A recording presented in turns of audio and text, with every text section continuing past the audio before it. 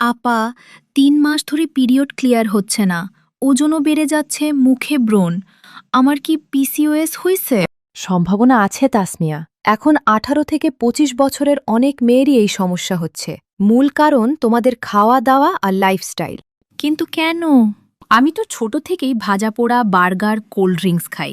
ওইটাই সমস্যা। বেশি তেলচিনির খাবার খেলে শরীরে ইনসুলিন রেজিস্ট্যান্স হয়। ইনসুলিন লিন বেড়ে গেলে পুরুষ হরমোন অ্যান্ড্রোজেন যেমন টেস্টোস্টেরন বেড়ে যায়। তখনই ডিম্বাশয়ে ছোট ছোট সিস্ট হয়, যাকে বলে পিসিওএস।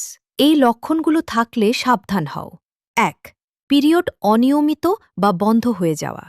২. মুখে থুতনিতে অতিরিক্ত লোম। ৩. ওজন বাড়া, বিশেষ করে পেটে ৪. মুখে ব্রণ, চুল পড়া। ৫. বাচ্চা নিতে সমস্যা হওয়া। ওহ, আমার তো ৩টাই মিলে গেল। ভয় পেও না, এখনই এই অভ্যাসগুলো বাদ দাও।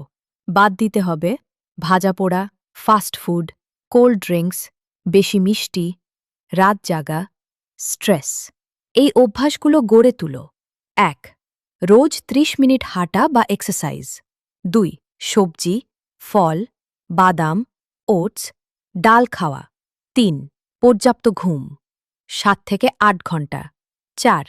স্ট্রেস কমানো। মানে খাবার আর লাইফস্টাইল ঠিক করলেই অনেকটা কন্ট্রোলে আসবে?